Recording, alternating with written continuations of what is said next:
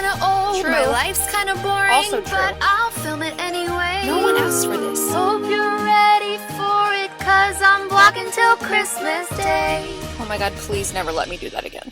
Hello everybody, welcome to Vlogmas number 11. We are almost done with Vlogmas. That is literally crazy. But for today's vlog, I wanted to do something that I think I started probably back in like 2020, 2021, I want to say. And that is a good old gift wrapping Q&A. It's good for me because I get to wrap presents. It's good for you because I get to answer your questions. And it's mutually beneficial, you know? I asked you guys questions on Instagram and as always, you delivered. So I'm gonna be answering some of your questions at random while I wrap some presents. I have most of my wrapping done, to be honest with you. I have a couple presents for Drew to wrap. I have a couple things for our nieces, and the majority of everything else, like, we've been done since like the first week of December, honestly. We actually like got things done early this year and I couldn't recommend it more. It has been a life-changing event.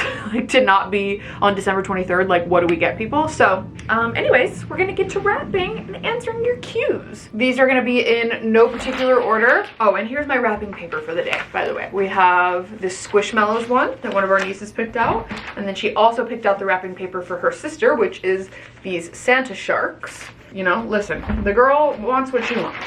Then we also have these lovely Christmas trees. I can't remember if we got this year or if we've had this one, but those are all from Target. We have some bows, and then we have an assortment of gifts and different things. So let's get started. The first question says, if money was no factor, what would your perfect house be? Well, my perfect house would be an old, well, I mean, if we're talking money is no factor, I guess like one of those like old cottagey 1930s, 1940s, but like renovated, you know? Like there has to be like central air. But like one of those like cottages either near Laguna Beach, like up in the hills near Laguna Beach, or up in the hills in like LA. That is honestly my dream come true. So we're talking original hardwood floors, original tiles, like 1920s, 1930s tiling in bathrooms is my dream come true. So like beautiful like teals and pinks and greens. Oh my god, I love all of that so much. And I love like a black and white checkered tile floor. So like for the kitchen, a black and white checkered tile floor would be incredible. Like oh my god, I went to an estate sale one time and they had a burgundy bathroom. Like they had burgundy tiles and these like really rich deep burgundy tones, I think in like the bathtub as well, like a monochromatic kind of bathroom. Dream. You know, some French windows would be nice, some stained glass would be incredible. To be able to have like a library room or like a dark moody wood paneled type of room would be incredible. Oh my god, I could literally keep going all day long. I would love to have, oh my god, but wait, what about an English cottage? I didn't even think about that. Like a thatched roof. Oh my god, don't even get me started. Like a thatched roof cottage somewhere in like the Cotswolds or something, or just anywhere in the countryside in the UK would be a dream come true. So, you know, beggars can't be choosers, but I would say if I were to like pick my dream house within the US, it would be what I described, and then in the UK, definitely a cottage. We're talking dreams here, okay? Let me have it. Would you ever do a podcast? I totally listened to you and Drew talk Love Island, etc. You know, it's actually funny you mentioned that because Drew had an idea for a podcast when we lived in our old apartment. This was like literally his thing that he dreamed of. One day he was like, hey, wouldn't it be funny if we had a podcast and we called it The Intersection? I can say it now because we don't live there anymore, but we basically lived in, like, I don't want to give anything away in case we ever move back to the neighborhood again, but we lived in like the busiest but quietest neighborhood ever. It's like hard to explain, and we were just right in the middle of like everything. And there was a heavy foot traffic, a lot of just like cars, people, and so there was like certain times of the day where it would just be chaotic, and we would hear everything, I think just because like our windows were super old in our apartment, and so it was just so funny hearing like the drama. We'd hear honking, we'd hear people cussing at each other, we heard car accidents, we literally just like heard it all. And I mean, that's just typical for a city obviously, but it was just so entertaining. And Drew was like, we should just, during those noisy parts of the day, like pull out a microphone and just film it. But one thing about podcasting that like kind of just makes me a little bit nervous is how it seems like podcasts are what really get people in trouble these days. And like I don't think I want to offer more of myself for people to like critique. don't know. Sometimes I just want to keep that stuff. Oh my god, this is so chaotic. Also, please don't comment that my paper wrapping or my present wrapping is chaotic. It doesn't help. It just makes me feel bad about myself, you know? I have ADHD, and this is what works for me. So I don't know, I think podcasting just like makes me a little bit nervous, and also, like, I have 2 YouTube channels already, and you know, Instagram, TikTok, etc. So I feel like just adding something else onto my plate was just not a great idea. But we weren't just gonna talk about like our neighborhood and stuff. We were gonna just talk about life. Yeah, do things like when we watch Love Island, do recaps. We've also talked about, I mean, this is all just like hypothetically, you know, assuming we didn't have like busy work schedules and whatnot, but we've also talked about doing like gaming together, because Drew grew up like a gamer. He grew up playing video games. He has incredible video game literacy. I have none. I grew up playing like very minimal games, and so I think it's just like entertaining for him to watch me just struggle to like, you know, do anything in a video game. So we had like kind of talked about that, but then we were just like, meh, it just seems like a lot of work, you know? So maybe someday in the future, if like things slow down on YouTube, we would do some sort of content together. But also I'm just really extremely protective of him, and like the things that people comment to me is one thing, but if people started commenting that towards him, I would start telling people to send me their location. Like, I'm insane when it comes to him. So like, I don't know. We'll see. Obviously, as always, there's lots of questions about moving, and you know, I think that's just because I've documented so much of moving throughout my life on this channel, and so naturally questions are gonna arise because of that, and I don't mind it at all. But one of the questions that I get, you know, variations of is, do you have any desire to live back on the East Coast? Would you ever live in Tennessee again? Why don't you move to Colorado, Vermont, like Oregon, you know, all these random places? And the answer is probably no. Specifically the East Coast, no, I probably wouldn't, just because I am not a winter girly. The South, you know, Tennessee specifically, I love so deeply, and like maybe if my whole family up and moved over there, then sure, but probably not. And then anywhere else, it's like I just don't really have the desire to move to like a brand new place just to do it. I don't know, like it would either probably be Arizona or California at this point, and that's just kind of what we've landed on.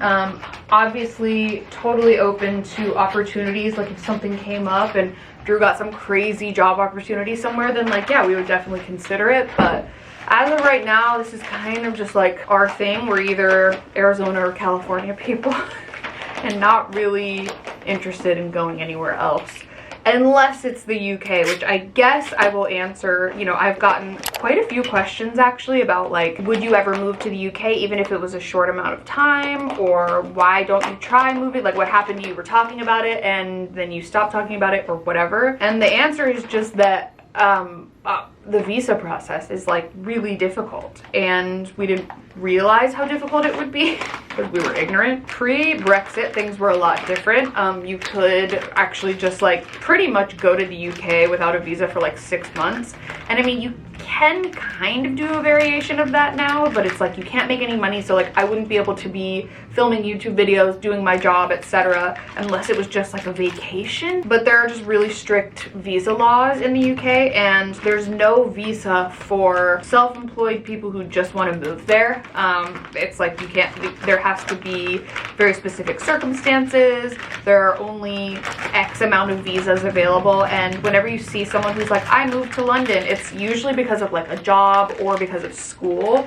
It's never just like, oh, I felt like packing up and moving to London as a YouTuber and so I did it. There's usually always something behind it, like they got a job at like a UK based company, or they have a job at an American company that has an office in the UK or whatever it is. So like, you know, maybe we'd consider that someday. Oh my god. How do you wrap a ball? Like, what are you supposed to do? Anyway, maybe that opportunity would arise, but we have done quite a bit of research on the topic, and it's just not as easy as it seems. So I don't think that would be possible, but if it was, oh man, we'd already be there. We would 100% have already been there. like no question in my mind. Even if it was like a temporary thing, I think for sure we would have tried it. And like we have talked about taking an extended trip there, maybe like a 2-3 month thing, and seeing, you know, if we could make that work. But it's just tricky with like the visa process, and we certainly wouldn't want to risk like getting deported and like not being allowed in the country, you know, type of thing. So we'll see, but definitely like visits for sure. How do you guys split finances as long-term partners but not married? 10 years with mine. Congratulations, that's so exciting. We just basically contribute the same amount. So our incomes are a little bit different, and so we contribute the same percentage of our income to the rent. So we don't split everything 50-50. I mean, bills we do, like all of our bills, but like when it comes to rent, specifically rent, we contribute the same percentage of our income towards the rent. And it's like not that different, but just to make it like fair and even, we contribute the same percentage but not the same amount, even though it's like not that different. And then for bills, oh yeah, so like Drew pays he pays our health insurance through his job.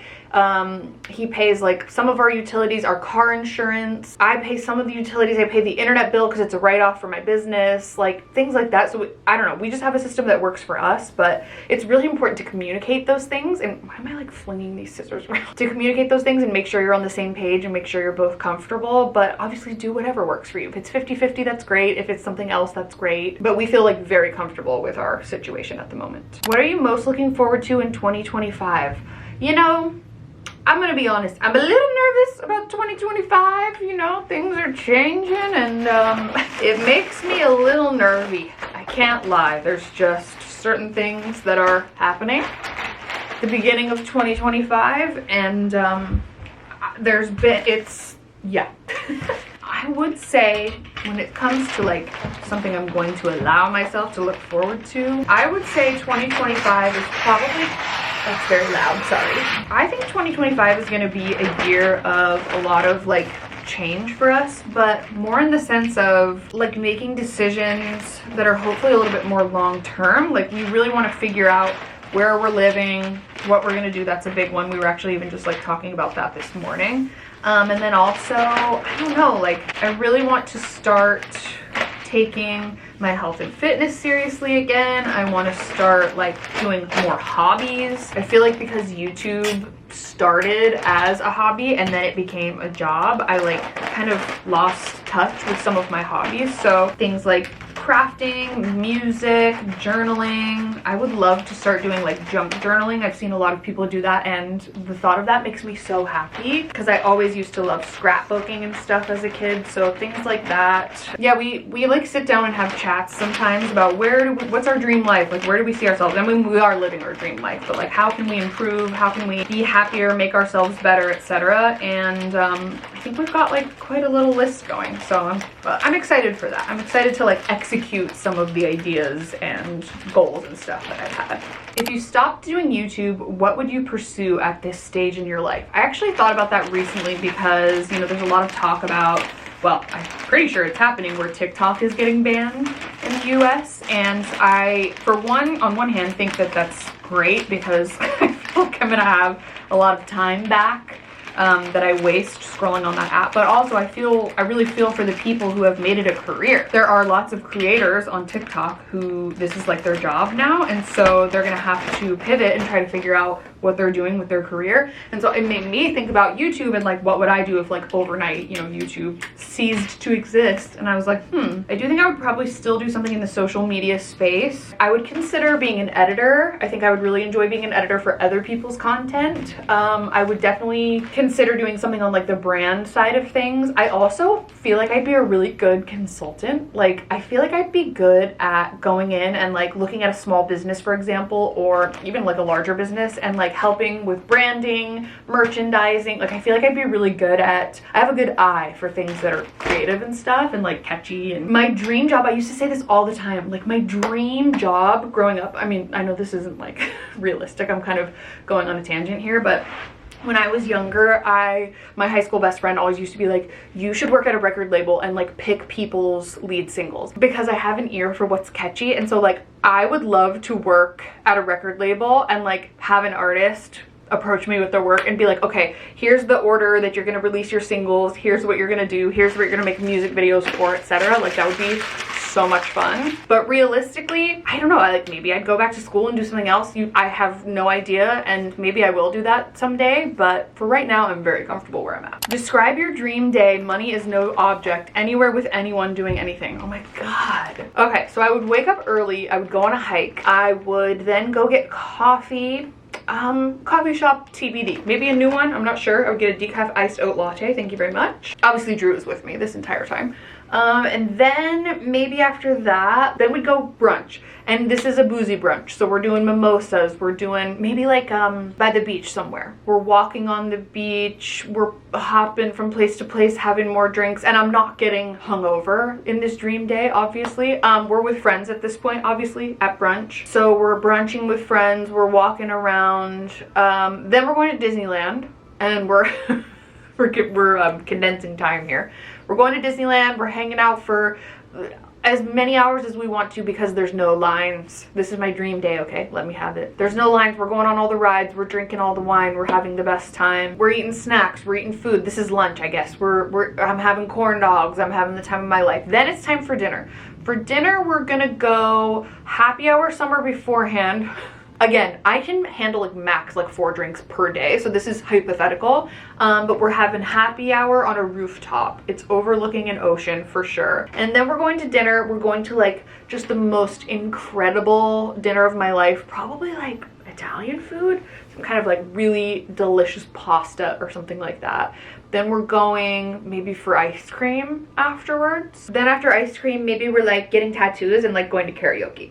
That's my perfect day. I could probably pick like 2 of those things in one day, but again, this is my dream day. Oh, and I'm with like all of my friends, like everyone I love in my entire life the whole time. I am editing this, and I also wanted to add, alternatively, another option.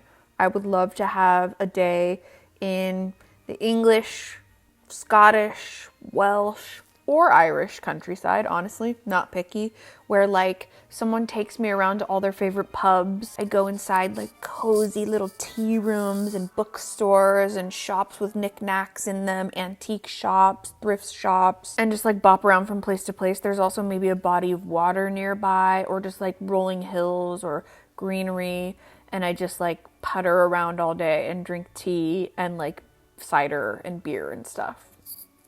That's my other option. I think I've answered this question before, but maybe I haven't. And it says, do you partake in gardening? I get this question quite a bit. And also, I literally only learned that gardening meant smoking marijuana recently. I literally thought it meant gardening. Like people were talking about, these are my snacks that I have when I'm gardening. And I'm thinking, why are you having snacks when you're gardening? Like you're bent over, and then I was like, oh, okay, I think that's a way for people to say that without getting in trouble or something. No, I do not. Sorry, I think I give off that vibe maybe sometimes to people, but I have so much anxiety. I've tried every single strain there is in my like youth, and no, it just doesn't agree with me. It gives me panic attacks. It makes me feel horrible. I do not like it at all. No judgment. I support anyone's right to do whatever they want, but absolutely not. No. Okay, there's a few Taylor Swift questions, so like obviously. Were you watching the Eras Tour live streams, and how do you feel now that it's over? Yes, I did watch quite a few Eras Tour live streams over the last almost 2 years, which is crazy. The Eras Tour, I do understand when people were like, when does this thing end? Like, it felt very like Cirque du Soleil. Like it was like always going on.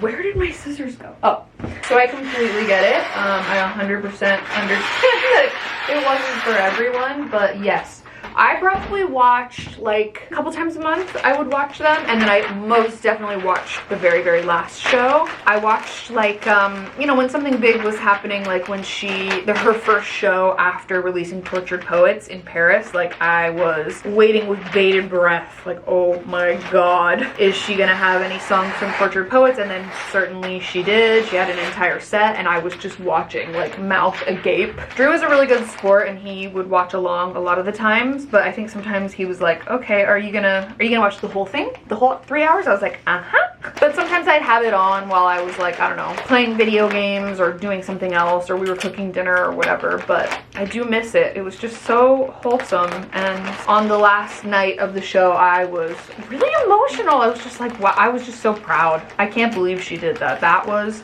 absolutely insane. I feel so lucky that I got to go 2 different times, and I mean, it'll be really hard to top a tour like that, that's for sure. What repeat question do you get that annoys you the most, and why? I mean, I have tried so many times. It used to be kids. Now I think I've been pretty clear about the kids thing. I still get some questions that are like, but would you change your mind? It's like, maybe, I don't know. It's definitely not a permanent decision. We could change our minds if we want to, but now it's more because we've said like, no, probably not having kids.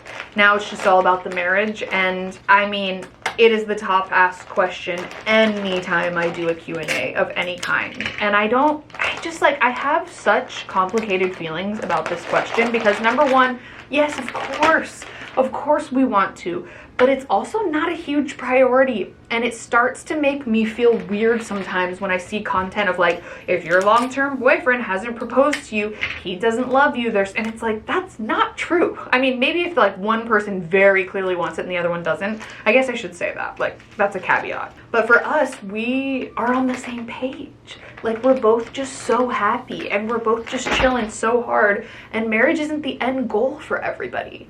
And that's okay, you know? I don't know. I just find it so draining sometimes because I'm just like, how many different times can I answer the same question? Y'all have got to be bored because I know I am, but I'm sure that most of it is just well-intended people that are like, I just love seeing you guys together, would love to see you, you know, get married, whatever. And that probably will happen, but it's just like in our own time and whenever we feel like we want to do that. And we want to do that because we want to do it, not because we feel pressured by other people or because of like any other reason other than like we just want to do it. But like, yes, it will happen, just I don't know when. Who are you most excited to see next year? My dad. My dad's coming to visit next month. I'm so excited to see my dad. I would love to see some more of my family next year, some of my friends. That would be incredible. I do not in fact know when that stopped recording, but it was because I was talking for too long and my memory card shut off. But I did say earlier that I was going to answer a few Taylor Swift questions and then I only answered one, but now there's more. I kind of forgot. This one says, what is your favorite Taylor Swift album and song? That's impossible. Drew and I both actually took the like Taylor Swift song ranking quiz. Here are my results. Some of these I'm like, really? I would put some of them higher than other ones, but this was based off of that quiz. So I guess my #1 all-time favorite Taylor Swift song is Peace. I do think that is like one of her magnum opuses. Like, I know everyone loves All Too Well 10, and I do as well, trust me, but I just feel like Peace is such an underrated song. Like, it is lyrically one of her most powerful songs of all time. It's just incredible. And then as of recent, I think I took that quiz before Tortured Poets, so as of recent, like if we're including Tortured Poets songs, my favorite like ultimate Tortured Poets song is probably The Black Dog. Oh my god, it's so sad and it's so good. I am also a Black Dog being about a pub in Ireland truther. I don't know how you guys feel, but I do not think that it's about who everyone thinks it's about, and I don't think she's talking about a pub in London. Just saying. Oh, and then my favorite album, I mean, I guess technically Folklore if you're looking at my, you know, song ranking, but like I was always an OG Red girly, and then even more so with Taylor's version tracks, but then the 1989 Vault tracks like changed my life. Like truly though, that's some of her best work. And I love Midnight so much. I love Rep, I love Lover. I have no idea. I would say I literally can't pick.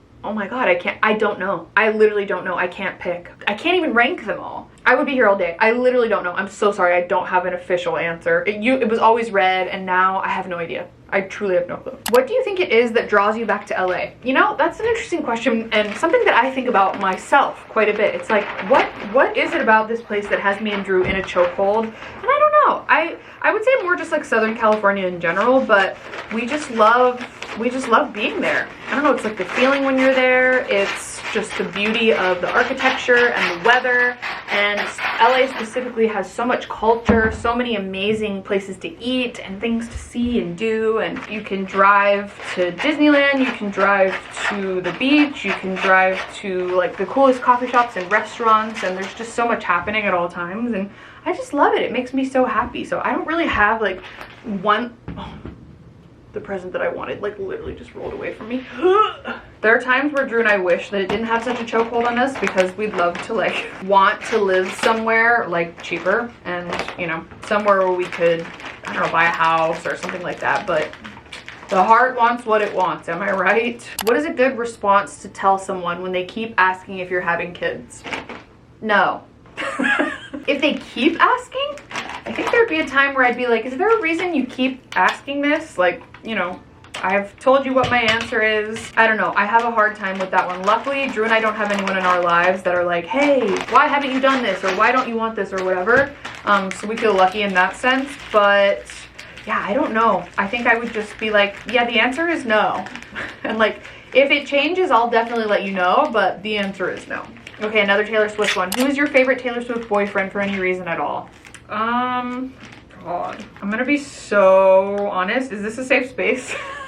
I really loved Joe. I'm sorry. At first I was like, whatever, but over the years I really grew to like appreciate him because of how he was like her muse. Like she had it bad. And I just appreciated like his boundaries and stuff, but I also appreciate the fact that she, you know, felt a type of way when they were together and felt a little bit maybe like unappreciated and all that kind of stuff. I don't know.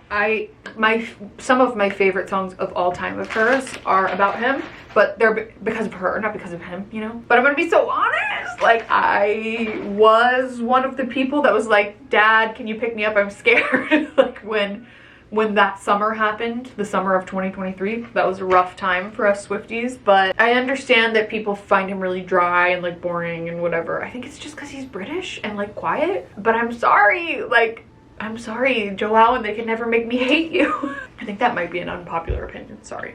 Number one item on your thrift wish list. What would that even be? Maybe like vintage Disney, like some kind of really cool vintage Disney overalls, or like a vintage Disney crew neck collection. Like if somebody had vintage Disney at like an estate sale, oh my god, I would die. I would simply die. So maybe something like that. That would be really cool. Like a vintage designer bag, like a Louis or something like that, obviously would be incredible. But really just anything like vintage, anything rare, anything from the 90s specifically would be incredible. I know I just gave multiple items instead of one, but that's probably it. Since you run your own business, how do you manage planning for retirement? This is actually a really good question, and like something that I guess I don't really talk about like the business side of YouTube that much, but I have a business for my YouTube channel, so it's just me. I'm a single member, but I plan for retirement by contributing to my I have a retirement fund. I have a 401k, and I contribute to it twice a year, once as an employer and once as an employee. And none of this would have been possible, by the way, without the help of like a financial planner that I had and also my accountant. I would truly be lost without them. So that's just basically, I do what they tell me. They help me keep my finances organized and help me plan for retirement. So that's something that I've kind of had to learn. It's definitely been like a learning curve for sure, but I think I'm getting there. Like I think that I'm learning how to be more comfortable asking for what I need, or getting more comfortable when, you know, when it comes to tax time every year, I'm not like screaming, crying, shaking violently on the floor because I'm like scared I did something wrong or whatever. I'm feeling more confident as time goes on. Favorite Wicked song? As of right now, The Wizard and I love it. If you could spend one full month in Japan or the UK, which one would you choose? The UK for sure, but also Japan would be really cool. Can I choose both? Maybe. Are you planning to do 30 days of movement again in January? I think I am. Because I've done it since what, 2022? Yeah, I think I did 2, 3, 4, and now 5. So I think I might have to. We'll see. What are you most proud of yourself for this year? I would say probably, here, I guess I'll scooch right. I'm almost done wrapping. I think I have like one more, and I'm not gonna do that on camera.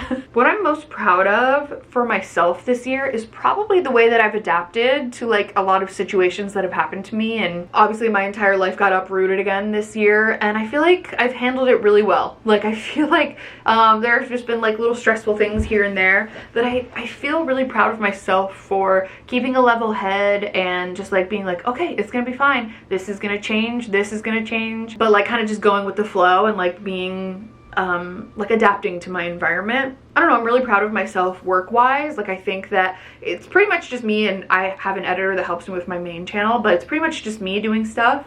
And you know, I run 2 YouTube channels and I feel really proud of myself for like maintaining that for another year. It's a lot of work like time-wise, but it's just really rewarding and it makes me really happy. And then I'm just really proud of like my relationship and the strides that we've taken and how we're just still in this really happy, healthy, settled, peaceful place with each other.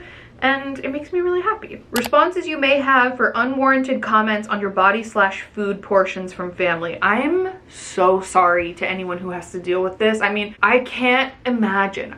I think one of my favorite things that I see people do is say things like, what a strange thing to say out loud. Or I saw someone recently say that they responded to someone and said, how did that feel to say that out loud? Like, how did that feel for you? And I just was like, whoa, like that's just such a powerful response. It's just so hard because these people think that they mean well, but they're causing so much damage. There are so many different ways to go about it, but I think just being like, oh, yeah, no, we're not gonna do that. No, thank you though, thank you so much. We're not going there. How do you manage to stay so positive/consistent with the food you eat and your workouts? I really don't. I'm so sorry. Like, I am not good at being consistent at all. I feel like the last few years has been this, and I'm still trying to figure it out. It changes from week to week, it changes from day to day sometimes, but I do think that next year I'm probably gonna get in touch with some sort of like dietitian or someone that can help with like giving me the nutrients that I need with the foods I eat because of like the health issues that I have, you know, PCOS, SIBO, etc., anemia. So I think like that would probably help me a lot, but it's a roller coaster. I think I'm gonna end that here because I could honestly keep going forever,